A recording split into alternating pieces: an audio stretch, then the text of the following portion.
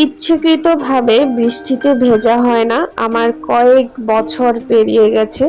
তার কারণ হচ্ছে আমার ঠান্ডার সমস্যা এবং হচ্ছে মাইগ্রেন সমস্যা, যার কারণে আমি ঠান্ডা থেকে 10 হাত দূরত্ব বজায় রাখি, একদম সাবধানতা অবলম্বন করে চলি বলতে গেলে। কিন্তু আজকে মনে হয়েছে এত নিয়ম এত কিছু জীবনটাকে একদম পানসে করে ফেলতেছি, তাই হঠাৎ আজকে সকালবেলা মনে আসলো যে আজকে ভিজবো। তার জন্য যদি আমার ঔষধও খেতে হয় তাও আমি খেতে রাজি আছি।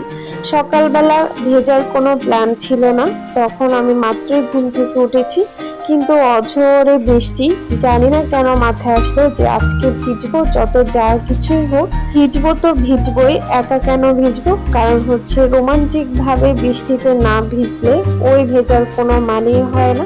তাই জামাইকে ঘুম থেকে টেনে হিঁচড়ে উঠালাম যে আসো আমরা একসাথে বৃষ্টিতে ভিজি।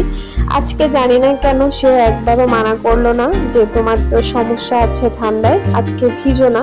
জানি না, তারও খুব মনে ইচ্ছে করতেছিল, এক কথায় রাজি হয়ে গেল। আমার মনে হয় বৃষ্টিতে ভেজার গল্প ছোট থেকে বড় সবারই একটা না একটা গল্প রয়েছে। আমার বিশেষ সুন্দর গল্পটা হচ্ছে স্কুলে থাকাকালীন।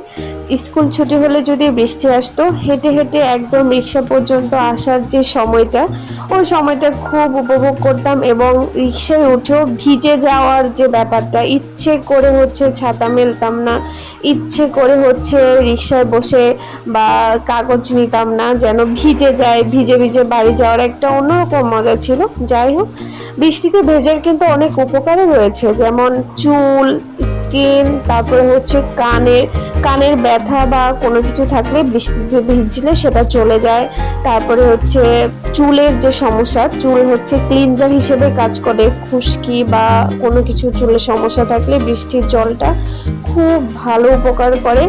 আর বিশেষ করে হচ্ছে যে চর্মরোগ জাতীয় কোনো কিছু বা চুলকানি জাতীয় কোনো কিছু স্কিনে যদি থেকে থাকে, বৃষ্টির জলে সেটা খুবই উপকার করে, আমি যতটুকু জানি।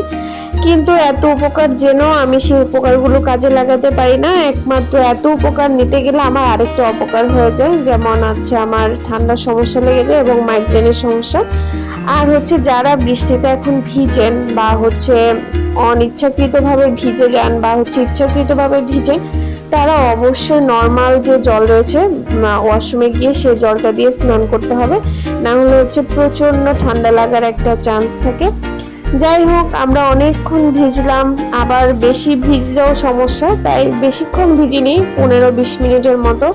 দেন ভাবলাম যে আজকে পাতলা খিচুড়ি করব, এজন্য আমাদের সবজি বাগান থেকে ডাঁটা তুলে নিচ্ছিলাম। সবজি খিচুড়ির সাথে ডাঁটা তো লাগেই মাস্ট। দেন কয়েকটা বেগুনও ছিল, ওগুলোও তুলে নিলাম। এখানে 2 রকমের ডাঁটা ছিল, একটা হচ্ছে সাদা আর একটা হচ্ছে লাল। আর এই যে 3-4টা বেগুন ছিল, ওগুলো নিয়ে নিলাম। আজকে রাতে হবে পাতলা খিচুড়ি আর হচ্ছে কষিয়ে মুরগির মাংস। তো আমার হচ্ছে পাতলা খিচুড়ি পছন্দ, তার হচ্ছে কষা মাংস পছন্দ, দুজনেরটাই রাখলাম। এই তো, টাটা।